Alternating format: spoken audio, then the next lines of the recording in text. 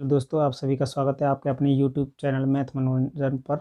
और मैं हूं अंकुश कुमार। अंकों के बारे में हमने कल बताया था और आज हम उससे आगे संख्याओं के बारे में कुछ महत्वपूर्ण जानकारियां देंगे। जैसे कि अंक मैं कल आपको बता ही चुका हूं कि अंक 0 से लेकर 9 तक होते हैं। 0, 1, 2, 3, 4, 5, 6, 7, 8, 9 ये हमारे क्या होते हैं सारे, ये हमारे सारे अंक होते हैं। अंक के बारे में मैं कल आपको डिटेल में बता ही चुका हूँ। इससे आगे चलते हैं प्राकृतिक संख्या। प्राकृतिक संख्या किन्हें कहते हैं? Natural number. प्राकृतिक संख्या जो हमारे में प्रयोग में लाई जाती हैं उनको ही हम प्राकृतिक संख्या कहते हैं। जैसे 1, 1, 2, 3, 4, 5 ... अनंत तक ये क्या होंगी दोस्तों? प्राकृतिक संख्याएं। दोस्तों, अब हम आपको शून्य के बारे में कल आपको बता चुके हैं, लेकिन इसके बारे में और बताते हैं कि शून्य जो है एक अनोखी संख्या है। इसका मान कुछ भी नहीं होता है, लेकिन इसके कुछ अनोखे गुण होते हैं। जैसे कि अगर हम 0/x करते हैं तो क्या हो जाएगा हमारा 0। अगर हम x/0 करते हैं तो क्या हो जाएगा? इन्फिनाइट। अगर हम 0/0 करते हैं तो ये क्या हो जाएगा? अपरिमाणित।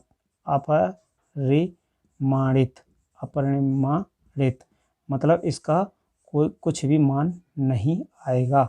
0/0 अपरिमाणित मान हो जाएगा। तो दोस्तों, अब हम चलते हैं पूर्ण संख्या। पूर्ण संख्याएं किन्हें कहते हैं? पूर्ण संख्याएं प्राकृतिक संख्याओं और 0 को लगाकर सारी पूर्ण संख्याएं कहलाती हैं। जैसे कि हमारा एक शून्य के बिना प्राकृतिक संख्या होता है। शून्य के बिना प्राकृतिक सारी संख्याएं होंगी हमारी। जितनी भी प्राकृतिक संख्याएं हैं, अगर उनमें शून्य नहीं लगा है तो प्राकृतिक संख्या बोली जाएंगी। अगर उसमें हम शून्य लगा देंगे, जैसे देखिए 0, 1, 2, 3, 4, 5 ... अनंत तक, केवल शून्य लगाने से ही ये हमारी पूर्ण संख्या बन जाती हैं। यानी पूर्ण संख्याएं होल नंबर बन जाएगा केवल 0 के ही लगाने से। और इससे आगे अब हम चलते हैं सम संख्याएं। सम संख्याएं क्या होती हैं ये हमने बता दिया आपको। शून्य के बारे में बता दिया, पूर्ण संख्या बता दिया। पूर्णांक संख्याएं क्या होती हैं दोस्तों? Integer number. इससे आगे हम चलेंगे। ये हमारा 5 तक हो गया है। पाँचवा चलेगा पूर्णांक संख्याएं, इंटीजर नंबर।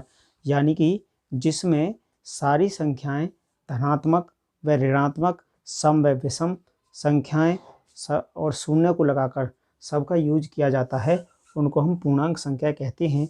0, 1, 2, 3 या माइनस में 1 हो या माइनस में 2 हो या माइनस में 3 हो ... यानी सारी की सारी पूर्णांक संख्याएं कहलाएंगी। शून्य भी हो सकता है, सम संख्याएं भी हो सकती हैं, विषम संख्याएं भी हो सकती हैं, और तुम्हारा ऋणात्मक मतलब प्लस में भी हो सकती हैं संख्याएं और माइनस में भी हो सकती हैं। धनात्मक संख्याएं होती हैं नेगेटिव और पॉजिटिव। इसको हम नेगेटिव पॉजिटिव भी बोल सकते हैं। नेगेटिव पॉजिटिव संख्याएं भी बोल सकते हैं, या प्लस माइनस भी बोल सकते हैं। प्लस माइनस, नेगेटिव पॉजिटिव बोल सकते हैं। इससे आगे हम चलते हैं। पूर्णांक संख्या हो गई, हमारा आता है सम संख्याएं। सम संख्याएं वे सभी संख्याएं जो 2 से पूर्ण विभाज्य होती हों। या कहने का मतलब ये है कि अगर हम किसी भी संख्या में 2 का भाग देते हैं और हमारे पास कुछ भी नहीं बचता है, तो वो सभी संख्याएं, यानी कुछ नहीं बचने का मतलब हमारे पास शेष नहीं बचता है, तो वे सभी संख्याएं क्या कहलाएंगी दोस्तों? सम संख्याएं कहलाएंगी। जैसे अब देखिए सम संख्याएं क्या होती हैं? 2, 4, 6, 8, 10, 12 ... ऐसे जितनी भी सारी संख्याएं होंगी जो 2 से पूर्ण विभाज्य होंगी, उन सबको हम सम संख्याएं कहते हैं। अब दोस्तों आगे चलते हैं विषम संख्याएं। विषम संख्याएं इसका उल्टा होता है। यानी उसमें तो शेष नहीं बचना चाहिए। और इसमें क्या है, विषम संख्याओं में एक शेष बचना चाहिए। अगर एक शेष बच रहा है तो वे सभी संख्याएं विषम संख्याएं होंगी। यानी दूसरी भाषा में कहें कि विषम संख्याएं वे संख्याएं जो 2 से पूर्णतः विभाजित ना हो, 2 जिनको ना काट सके, उन संख्याओं को क्या कहेंगे दोस्तों, उन संख्याओं को विषम संख्याएं कहेंगे।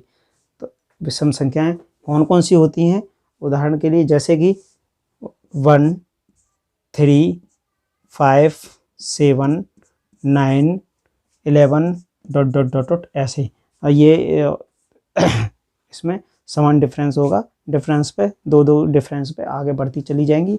सम और विषम संख्या में 2 का डिफरेंस होता है। अब हमारी रूढ़ या अभाज्य संख्याएं क्या होती हैं।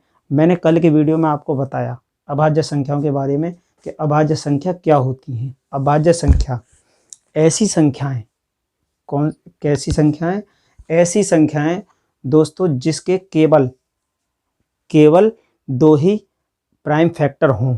2 ही प्राइम फैक्टर का मतलब, जैसे कि हम देखते हैं, प्राइम फैक्टर का मतलब होता है कि किसी भी संख्या को केवल 2 ही संख्या काटें, 2 ही संख्याओं से विभाजित हो, उनको हम प्राइम फैक्टर कहते हैं। प्राइम फैक्टर का मतलब कि जैसे 2 है, 2 को कौन कौन सी संख्या काटेंगी, 2 को काटेगा हमारा, ये होगा 2 को हमारा क्या काटेगा, 1 काट देगा और 2 काट देगा। 1 और 2 क्या क्या काट देगा, 1 और 2 काट देगा। तो दोस्तों हमने आपको अभाज्य संख्याओं को हम रूढ़ संख्या भी बोल सकते हैं। अभाज्य संख्या का हमने बताया आपको, 2 के जिस संख्या के 2 प्राइम फैक्टर हों, जैसे 1 हो जाएगा और 2 से कटेगा, 1 से कटेगा, 2 से कटेगा। ऐसे ही 3 को ले लीजिए, 3 हमारा 1 से कटेगा और 3 से कटेगा। 4 नहीं होगा। 4 क्यों नहीं होगा, 4 भाज्य संख्या होगी, क्योंकि 4 को 1 काटेगा, 2 काटेगा और 4 काटेगा। अभाज्य संख्या हम आगे बताएंगे आपको। हमारा ये आपका अभाज्य संख्या दोस्तों आप समझ गए होंगे। ऐसी संख्याएं जो केवल एक और अपने आप का मतलब जो भी कोई भी संख्या है, जैसे 2 है अपने आप से कटेगी, 3 है अपने आप से कटेगी और 1 से कटेगी। तो जितनी भी संख्या अपने आप और 1 से कटेंगी वो अभाज्य संख्याएं होंगी। अब दोस्तों चलते हैं भाज्य संख्याएं। भाज्य संख्याएं क्या होती हैं, भाज्य संख्याएं जिसके 2 से अधिक, यानी 3 से ज़्यादा, कितने भी हो सकते हैं, 3 से अधिक जितने भी फैक्टर होंगे उन सबको क्या बोलेंगे दोस्तों, भाज्य संख्याएं। 3 से अधिक का मतलब, जैसे हम ले लेते हैं 4 को लेते हैं, 4 के कितने फैक्टर हो जाएंगे, फैक्टर को 4 के कितने फैक्टर हो जाएंगे, 4 को देखिए, 1 काटेगा और तुम्हारा 2 काटेगा और 4 काटेगा। कितने फैक्टर हो गए दोस्तों, इसके 3 फैक्टर हो गए, यानी 3 प्राइम फैक्टर। ये हमारे प्राइम फैक्टर होते हैं। प्राइम फैक्टर 3 प्राइम फैक्टर हो गए, यानी अपने आप से कटेगी और 2 और संख्याओं से कटेंगी। तो ऐसे ही हमारा 4 कट गया। अभाज्य संख्याएं, जो भाज्य संख्या है वो भाज्य संख्या के 3 प्राइम फैक्टर होने चाहिए या उससे अधिक होने चाहिए। अब देखिए 4 के बाद 5 नहीं होगा हमारा, 5 केवल 1 काटेगा और 5 काटेगा। इससे आगे 6 पे आइए। 6 ऐसी संख्या है, 6 के फैक्टर देखिए, 6 को कौन कौन काट देगा, 6 को हमारा 1 काटेगा, 2 काटेगा, 3 काटेगा और 6 काटेगा। इसके कितने फैक्टर हो गए दोस्तों, 4 फैक्टर हो गए। तो ये हमारी कौन सी संख्या हो जाएंगी, भाज्य संख्याएं।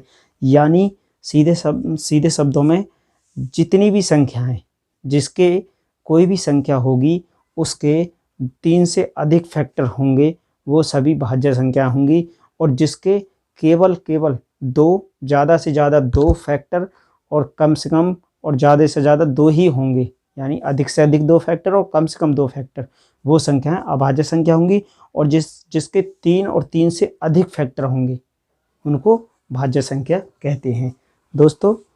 और इनको हम क्या क्या बोलते हैं, मैंने अभाज्य संख्या के बारे में बताया कि अभाज्य संख्या को रूढ़ संख्या भी बोलते हैं, रूढ़ संख्या बोलते हैं, और इंग्लिश में प्राइम नंबर बोलते हैं इनको। और आगे चलते हैं। भाज्य संख्याओं को क्या क्या बोलते हैं, आपको सवाल में पूछा जाएगा। आपको भाज्य संख्याओं के अलग अलग नामों से पूछा जा सकता है, तो आप कन्फ्यूजन में ना पड़ें।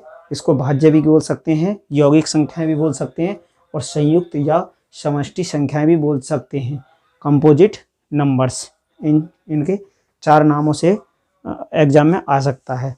तो दोस्तों इससे आगे चलते हैं हम परिमेय या आनुपातिक संख्या। दोस्तों आगे हम चलते हैं परिमेय संख्याएं। परिमेय संख्या क्या होती है? परिमेय संख्याएं ऐसी संख्याएं जो जिन संख्याओं को हम परिमेय संख्याएं जिन संख्याओं को हम भिन्न के रूप में, अंशवटा हर के रूप में पूर्णांकों के साथ विभाजित कर सकें। पूर्णांकों के साथ विभाजित, पूर्णांक मतलब पूर्णांक मैं बता ही दिया आपको, पूर्णांक संख्याएं प्लस माइनस में सम। अब यहाँ परिमेय या आनुपातिक संख्याएं का मतलब होता है कि परिमेय संख्या जो P/Q की फॉर्म में हों। P/Q की फॉर्म में जितनी भी संख्याएं होंगी हमारी सब क्या होंगी? P/Q की फॉर्म में अगर होंगी तो वो परिमेय संख्या होगी। हाँ, एक इम्पोर्टेंट बात, अगर हमारा Q बराबर 0 नहीं होना चाहिए। अगर ये Q बराबर 0 है तो ये परिमेय संख्या नहीं होगी। हाँ, P बराबर 0 हो सकता है, ये सही है, लेकिन ये नहीं होगा। Q बराबर 0 अगर है तो वो परिमेय संख्या नहीं होगी। परिमेय संख्या क्या हो सकती हैं? परिमेय संख्या हो सकती हैं -4, -3, 8, √25, 25 को हम इसका अंडर रूट हटा सकते हैं, वर्गमूल करके हटा सकते हैं। जैसे 8 गुणा इसका कितना निकलेगा? 5, 8 पंजे 40, यानी जिसको हम पूर्णांकों के रूप में लिख सकें, माइनस में हो या प्लस में हो या